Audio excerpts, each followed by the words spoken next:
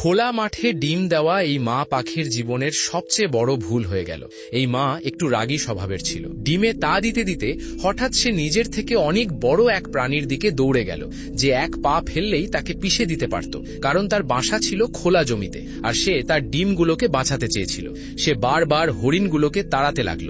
তখনই দূর থেকে আফ্রিকান জেব্রাদের বিশাল একটি পাল সেই দিকেই এগিয়ে আসতে লাগলো। নিজের প্রাণ বাঁচাতে মাকে কিছুক্ষণ বাসা ছেড়ে যেতে হলো। পালটি চলে গেল, কিন্তু আশ্চর্যজনকভাবে একটিও ডিমও ভাঙেনি। মা দ্রুত ফিরে এলো। 1 মাস পর ছানারা ডিম থেকে বেরোলো, কিন্তু তাদের জন্ম হলো ভয়ঙ্কর এক মৌসুমে। বৃষ্টির সাথে শিকারীরাও চলে এসেছিল। হঠাৎ মা বাচ্চাদের মাটিতে শুয়ে পড়তে ইশারা করলো। ঠিক তখনই একটি শেয়াল সেখানে এসে পৌঁছলো। হরিণ শিকার করতে না পেরে তার নজর পড়ল দুর্বল ছানাগুলোর উপর। ভয়ে ছানাগুলো কাঁপতে লাগলো। মা সঙ্গে সঙ্গে তাদের নিজের নিচে লুকাতে লাগলো, কিন্তু শেয়ালটি ক্রমেই কাছে আসতে লাগলো। তখন মা নিজেই তার সামনে গিয়ে দাঁড়ালো, যেন বলছে, বাচ্চাদের ছেড়ে দাও, আমাকে খেয়ে নাও। এই সময় এক বুদ্ধিমান ছানা ঘাসের মধ্যে পুরোপুরি লুকিয়ে শুয়ে পড়ল।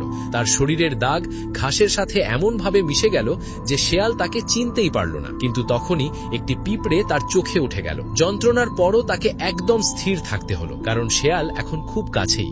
যখন মনে হচ্ছিল ছানাটি নড়ে যাবে, মা আহত হওয়ার ভান করে জোরে জোরে চিৎকার করতে লাগলো। শেয়ালের মনোযোগ সরে গেল। অবশেষে শেয়াল সেখান থেকে চলে গেল। বিপদ কেটে যেতেই ভীত ছানাটি দৌড়ে এসে মায়ের সাথে জড়িয়ে ধরল। এখন তার কাছে সবচেয়ে নিরাপদ জায়গা ছিল মায়ের কাছেই। কিছু সময় পর খারাপ মৌসুম কেটে গেল এবং বড় প্রাণীরাও চলে গেল, কিন্তু এই কঠিন জঙ্গলে একটি জিনিস কখনো বদলায়নি: নিজের সন্তানের জন্য মায়ের ভালোবাসা।